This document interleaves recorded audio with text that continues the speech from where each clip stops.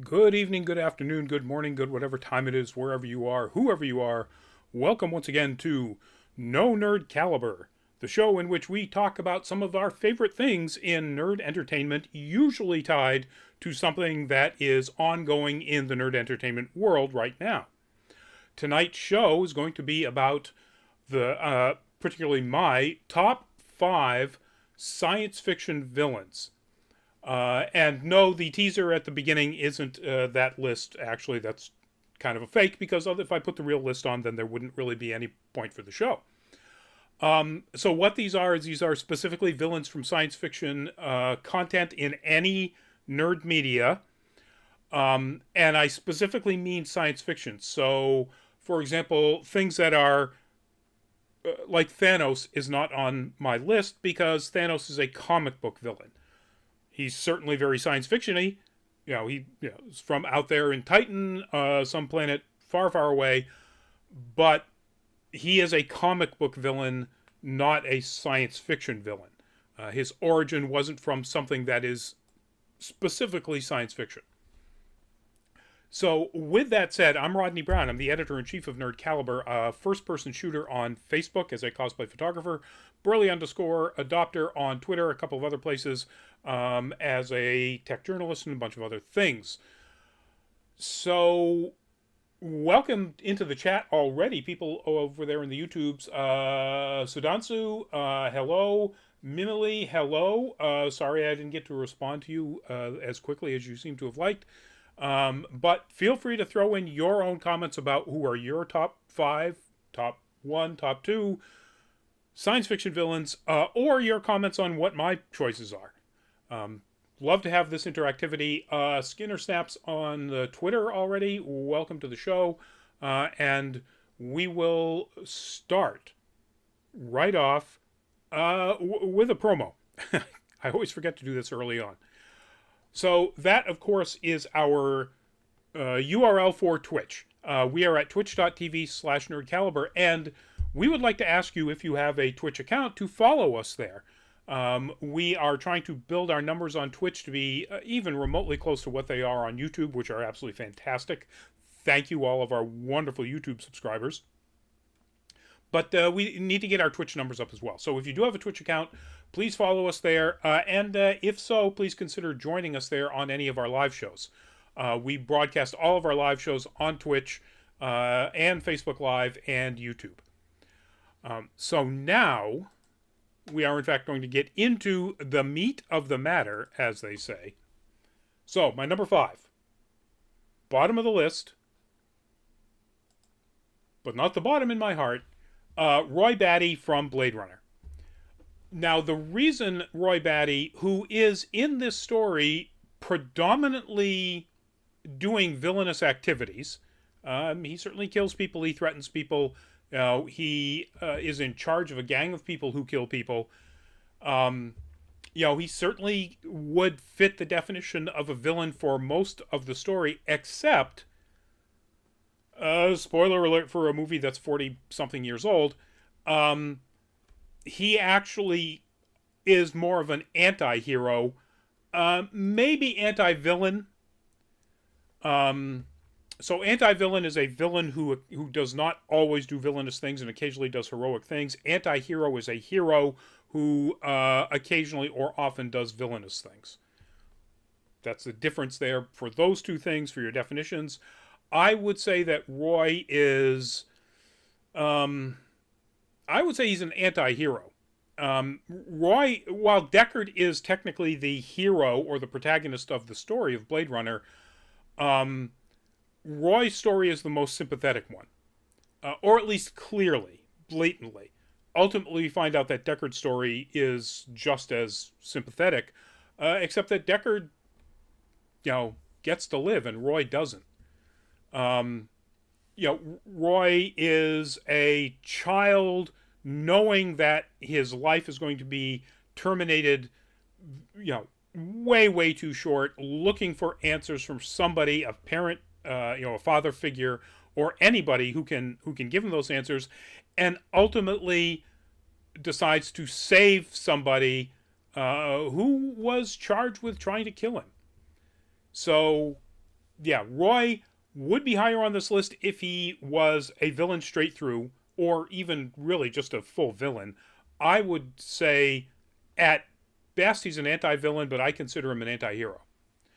And again, if you haven't watched Blade Runner, what are you waiting for? Come on, folks.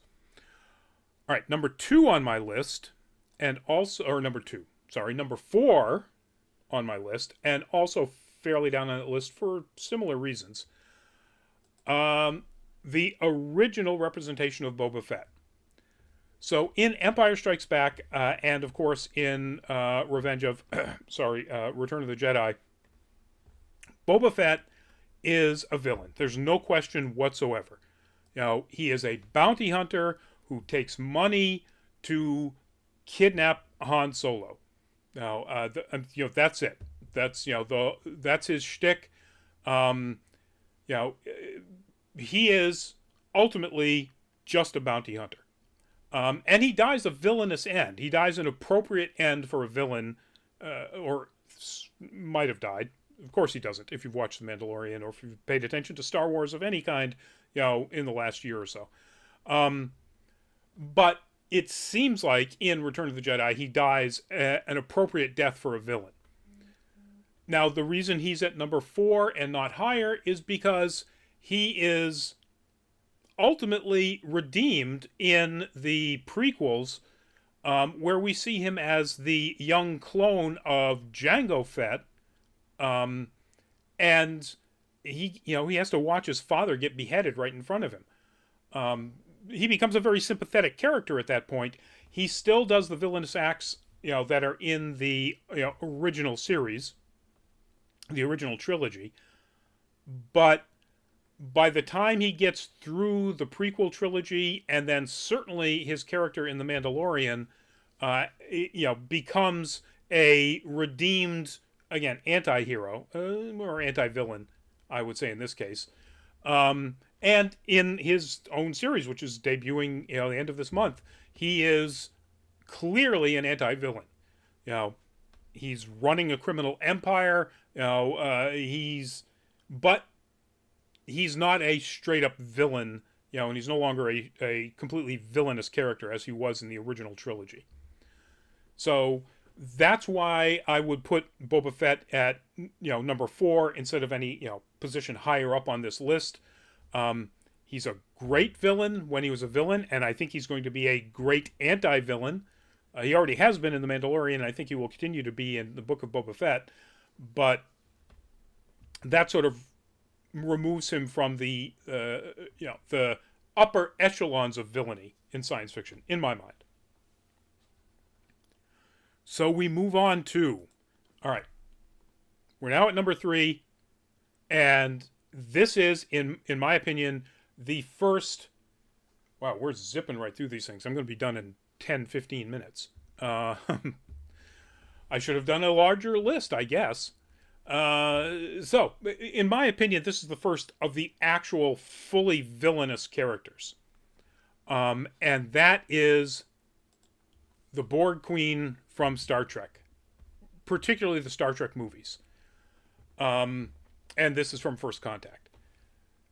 So the Borg Queen, it could be argued, because the Borg are intelligent beings that, organic beings that are assimilated into this cyborg unimind type consciousness, that at some point the Borg Queen obviously had to be, was an organic being that seemingly did not want to be, a Borg and the Borg Queen. So we don't really know, I don't know the Borg Queen's backstory enough to be able to say whether or not she is like the OG cyborg in this collective, or whether she was somebody who was, taken in like Seven of Nine or any of the other people, or Locutus, Picard, and ultimately somehow rose to the rank of queen, which, I guess in a hive mind collective, if they're doing the hive analogy, there has to be a queen. So I don't know that, and in one case, the latter case, she would be a sympathetic villain. But I don't think that's ever been portrayed in at least any of the media that I've seen. There might be non-canonical novels or even canonical novels that I haven't read that explain that, but I haven't seen it. So as far as I know, she's just a straight up villain. And she is a very frightening villain. Alice Krige particularly did a amazing job of making the character, ultra creepy. There's body horror elements, and just an incredibly disturbing being that did a lot of things to make life really terrible for the Federation in general, and the crew of the Enterprise, of course, in particular. So the Borg Queen, in all of the Borg Queen incarnations, but particularly Alice Krige, is right up there. Absolutely, no question, a villain. I'm looking forward to the Borg Queen that will be portrayed in upcoming, I think, in the next season of Picard, and which is going to be portrayed by a different actress, but I'm sure that person will do a fantastic job as well. We've covered that on Nerd Week Live. I just don't remember the actress's name at this moment. So yeah, Borg Queen, definitely frightening, definitely scary. What she does to Picard / Locutus is bad. What she does with Data is really disturbing. Just a scary, nasty, villainous, pitch perfect villain. Something that is pretty rare in the Star Trek canon. The Klingons can be villains. The Romulans can be villains. But they are understood as to why they do villainous things. Whether you sympathize with them, and some people do, some viewers absolutely sympathize with the Klingons and some with the Romulans. The Borg Queen, no, she's just bad. And which is a very rare thing for the usually very complex universe of Star Trek. And it's nice to see that. That once in a while they throw in somebody who's just straight up not a good person or thing. So, number 2. This is going to be kind of controversial, I think, because most people are going to expect this one to be my number 1. Is, of course, Darth Vader. So, Darth Vader is, without question, a villain. Yes, he has a redemption at the end of his arc. And so therefore he is a redeemed villain, but he is not an anti-villain or an anti-hero. He does one thing heroic, killing the Emperor, or trying to kill the Emperor, if you want to consider the final trilogy canon, and boy, I wish I couldn't. But is that enough to redeem all of his villainy prior to this? And I don't think so. I mean, he is such an epic villain in the original trilogy, right up until he saves Luke and throws the Emperor down a shaft. That I think he deserves his place here in the hierarchy of villains. The reason I don't consider him number 1 is because of the prequels. The way he grew into his villainy was supposed to be, I think, a sympathetic tale of the inevitable fall, the tragic, Shakespearean level tragic fall of a sympathetic character into something that is pure evil. And it was just garbage. It made the biggest, most frightening, most impressive villain put on film or in science fiction in years and decades into a joke, into a sand meme, or a Field of Flowers meme, or all the other memes.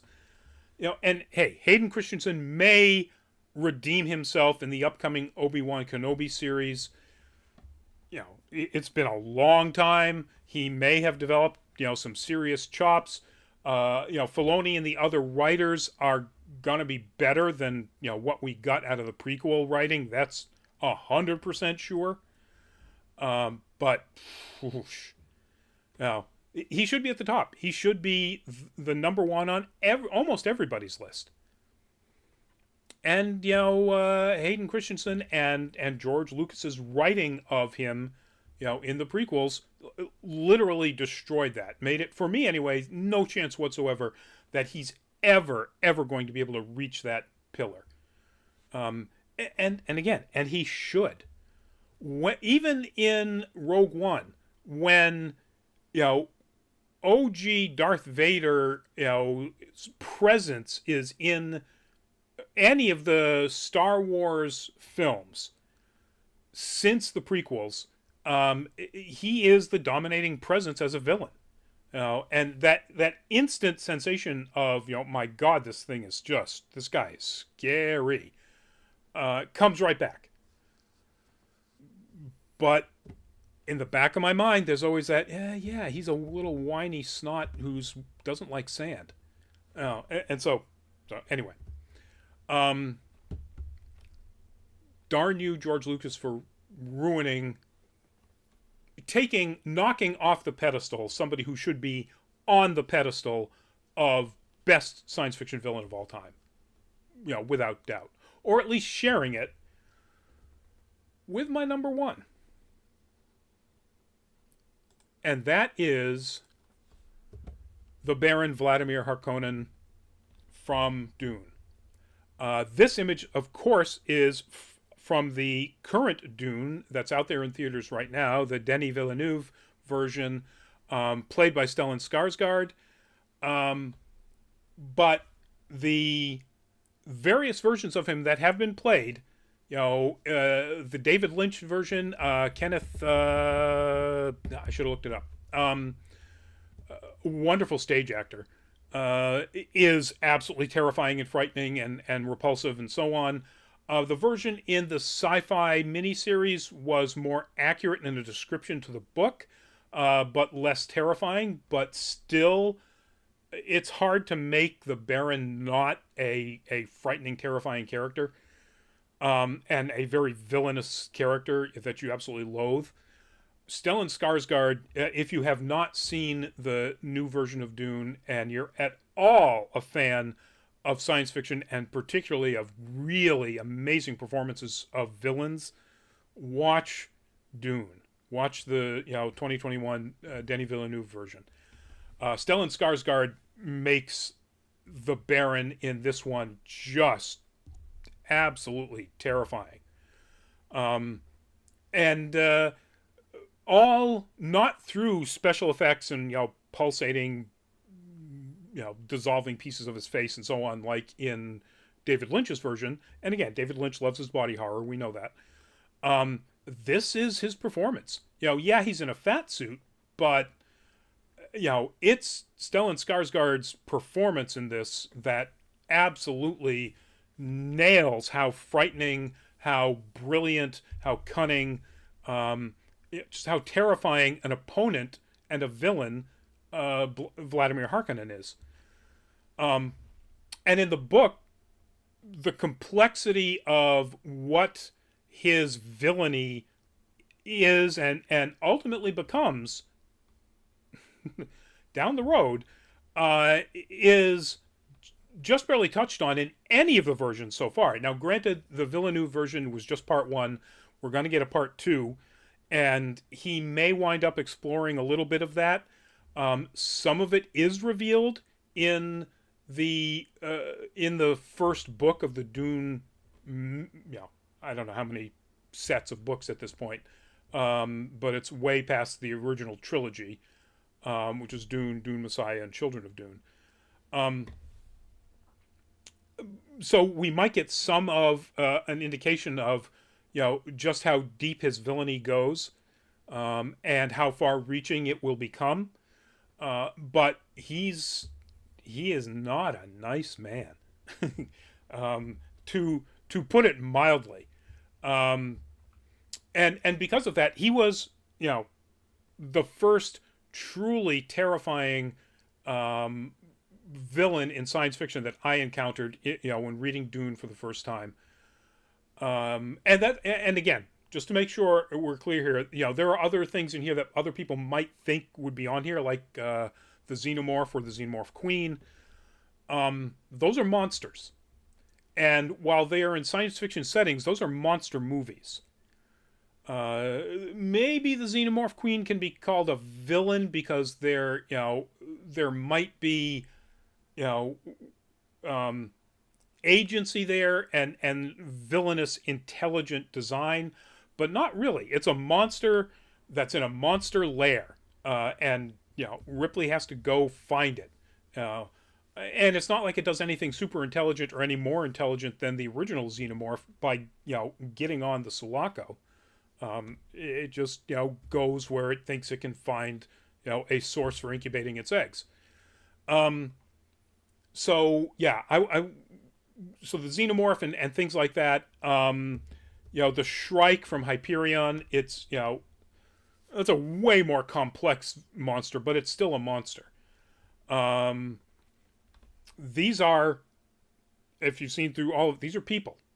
Well, the Borg Queen is an intelligent entity that may have been a person at one point, probably was. But these are people, and it's people that have to be villains. You can't have, now what I mean, they could be alien people, they could be robotic people, but they have to be an intelligence that can plan villainous activity.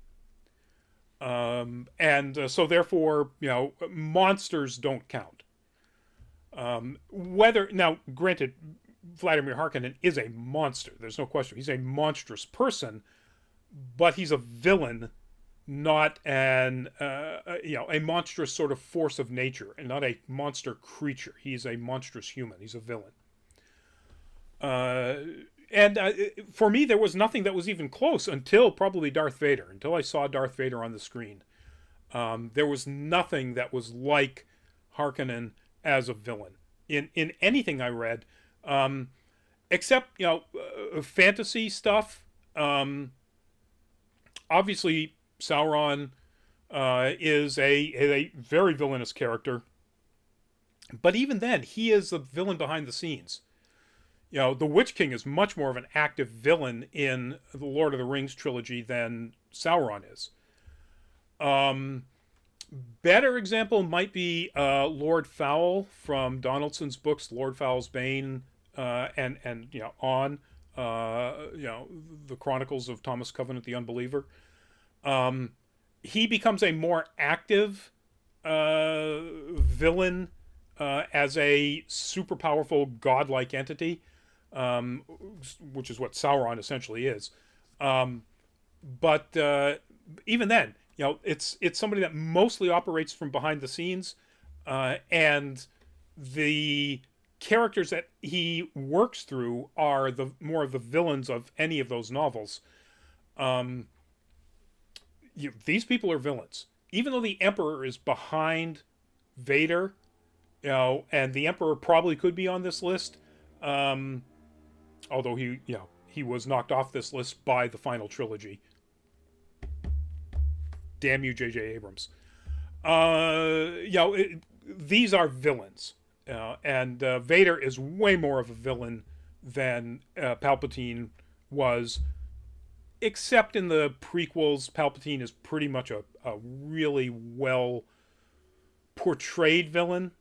Although still just horribly written like everything else in the prequel trilogies. So that's it, folks. I tried to stretch this as long as I could. Again, if you haven't seen Dune, please go watch it.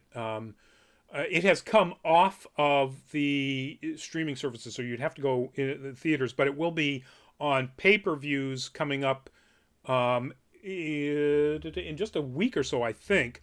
And then on a bunch of digital streaming platforms after that, in mid-January. Early to mid-January. So if you can wait then, or talk to somebody to get you one for Christmas. If assuming the DVDs, the DVDs, that's what it is. The physical media will be out in December. in another week or so, in time for, obviously, Christmas. And then the streaming services, the video on demand and so on, will be January. But you should watch this. It's a brilliant movie, and Stellan Skarsgård, you know, I know people don't like nominating genre entertainment for anything for the Oscars, but if there's anybody who deserves an Oscar for Dune, it's Stellan Skarsgård. All of them probably could be nominated for it, but he certainly could be, or certainly should be. So that's it, folks. That's our wrap up. When you are in the mood of checking out URLs, how about patreon.com/nerdcaliber? That is our Patreon site. We are absolutely thrilled to have any patrons that we have, and we'd certainly love to have more. We have 3 tiers. The lowest one is $2, and basically we take that money and we use it to get more content by going back to cons. Knock wood that cons continue to come back safely. Despite what you may have seen in the news about Anime NYC and the Omicron variant. But patreon.com/nerdcaliber. We would request that you check it out. And if you do decide you want to be a patron, we'd love to have you. Coming up tomorrow is Nerd Week Live. A surprisingly large amount of news dropped over the last 3 days, basically. Including, of course, the announcement about the next Into the Spider-Verse, the Into the Spider-Verse sequel, Across the Spider-Verse, called Part 1. So somebody's ripping off Dune, and I appreciate that. Go you guys. But also all sorts of other stuff that are on the table for tomorrow's show. Nerd Week Live, 8 o'clock Eastern Time. Here and on Twitch and on Facebook Live. And our full fat spoiler chat for this week is Thursday, of course, as always, and it will be season 3, the final season of Lost in Space, the Netflix reboot of Lost in Space. So if you've seen it and you want to chat about it, join us. If you don't mind spoilers, join us. If you haven't seen it and you do mind spoilers, watch it and then watch the show after the fact, or watch it before the show, because it's only 10 episodes, so roughly 10 hours. Maybe that might be a little bit much between now and Thursday, but it is bingeable, just saying. Anyway, thank you very much. Thank you for those people who were in the chat. Please do stay safe out there. If you're getting out there to finalize your Christmas, or start, no judgment, your Christmas shopping, and you're not doing it entirely online, wear that mask. There are some places where that's now a requirement. Again, New York City, go New York City. But even if it's not a requirement, do the safe thing. Wear the mask when you're in a crowd. Why wouldn't you? Anyway, thank you, folks. We will see you at an upcoming show. Have a safe week. And good night and bye-bye.